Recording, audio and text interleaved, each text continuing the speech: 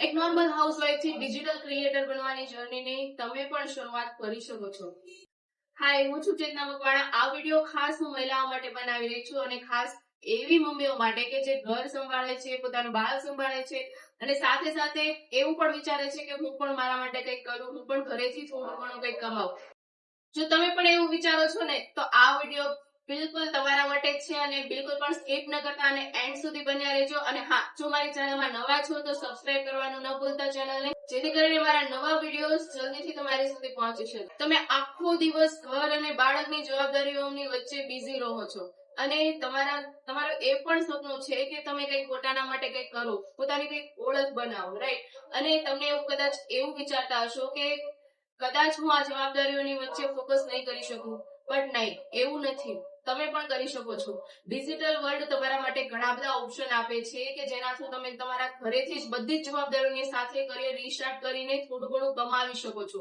અને એમાંનો એક ઓપ્શન છે કન્ટેન્ટ ક્રિએશન. હા, તમે ઘરેથી જ કન્ટેન્ટ ક્રિએશન શીખીને ઇન્સ્ટાગ્રામ, યુટ્યુબ, ફેસબુક પર વર્ક કરીને એઝ અ બિગિનર મહિનાના 25 થી 30 હજાર આરામથી કમાઈ શકો છો.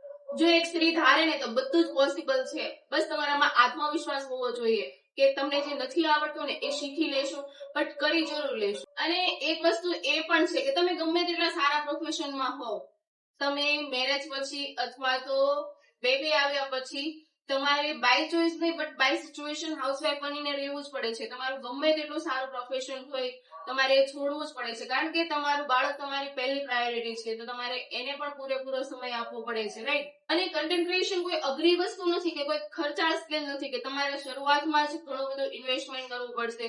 તમે જાતે ઘરેથી જ શીખીને કન્ટેન્ટ ક્રિએશન સ્ટાર્ટ કરી શકો. સૌથી પહેલા તો કન્ટેન્ટ ક્રિએશન સ્ટાર્ટ કર્યા પહેલા તમે તમારી એક સ્પેસિફિક નિશ ક્લિયર કરો કે તમારે કઈ નિશમાં આગળ વધવું છે. નિશ મીન્સ કે હું તમને ડિટેલમાં ક્લિયર કરું છું કે સૌથી પહેલા તો તમે એ વિચારો કે તમને શું આવડે છે અથવા તો તમને કઈ વસ્તુમાં વધારે ઇન્ટરેસ્ટ છે, કે cooking, baby care tips, parenting છે, ટીચિંગ છે, અથવા તો ડેઈલી લાઈફ શેરિંગ છે. અત્યારે ઘણી બધી મહિલાઓ ઘરેથી પોતાના બ્લોગ્સ શેર કરીને પણ સારું એવું ઇન્કમ જનરેટ કરી રહ્યા છે. બસ તમને જે આવડે છે ને ત્યાંથી શરૂઆત કરો. લોકોનું કોપી ન કરો, તમારી રિયલ કન્ટેન્ટ બનાવો. લોકો રિયલ વસ્તુ જોવા વધારે પસંદ કરે છે. તમારી કંઈક યુનિક સ્ટાઇલ બનાવો.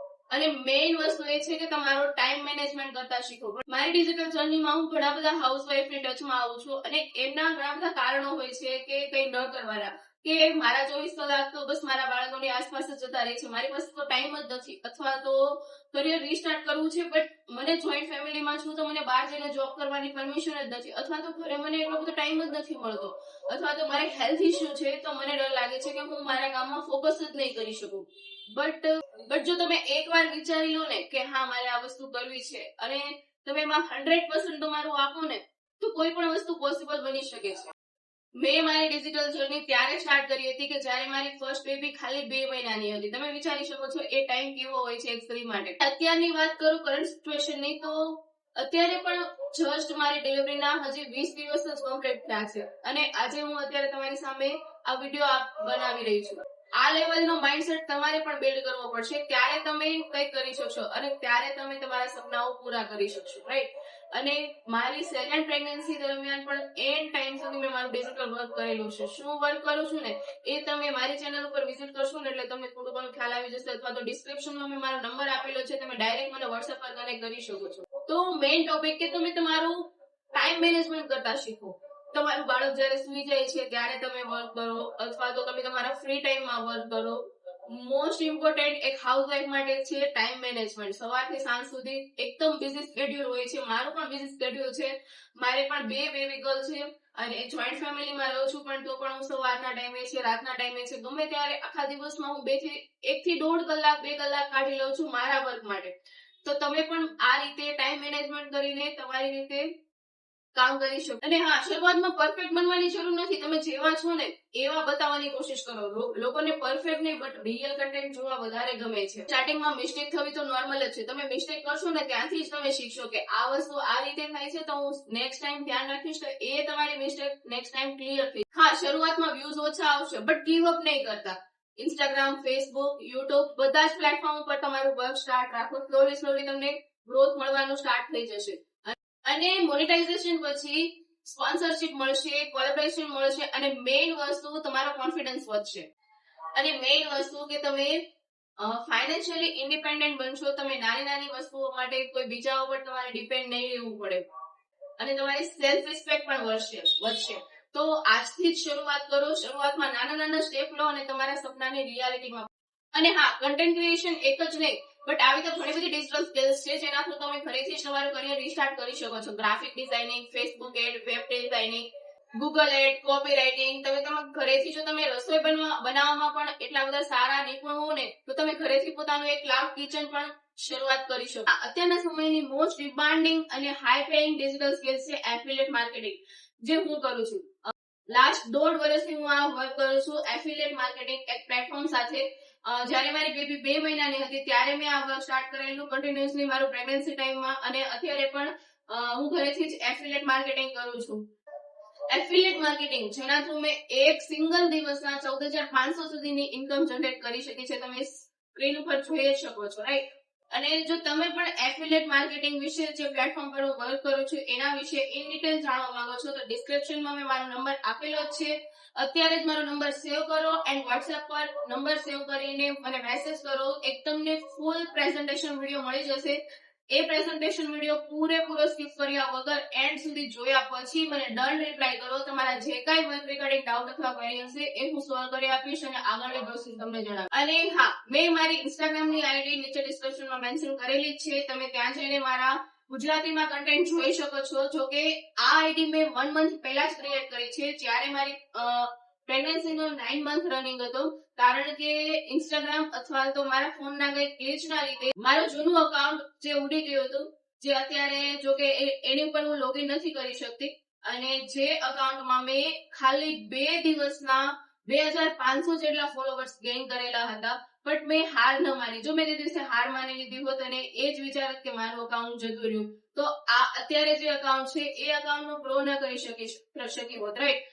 આ જે અકાઉન્ટ છે મેં 1 મંથ પહેલા જ ક્રિએટ કરેલું છે, અને વચ્ચે તમે જોઈ શકો છો કે મારી ડિલિવરીના 20 દિવસ થયા છે. તો એ ટાઈમમાં પણ મેં વર્ક કરેલું છે, અને તમે જોશો મારા અકાઉન્ટમાં તો અત્યારે 1000 થી વધારે ફોલોવર, અને મારા અકાઉન્ટની રીચ અત્યારે 1.3 મિલિયન જેટલી થઈ ગઈ છે.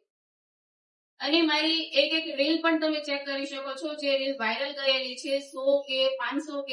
અને લાઈફમાં બધું જ છીનવાઈ જાય ને તો પણ ચિંતા નહીં કરવાની. તમારી બુદ્ધિ, તમારી આવડત અને તમારા અનુભવ, દુનિયાની કોઈ પણ એવી વસ્તુ નથી કે જે તમારી પાસેથી છીનવી શકે, રાઈટ? મેં ત્યારે હાર માન્યા વગર એક નવા અકાઉન્ટની શરૂઆત કરી અને આજે રિઝલ્ટ તમારી સામે છે. તમે પણ જો હાર માન્યા વગર કોશિશ કરશો ને તો તમે પણ અહીંયા સુધી પહોંચી શકો છો. બસ પોતાના ઉપર આત્મવિશ્વાસ રાખો કે હા, હું જરૂરથી કરી લઈશ. જો તમે એકવાર હારી જશો ને તો દુનિયા તમને હરાવશે જ.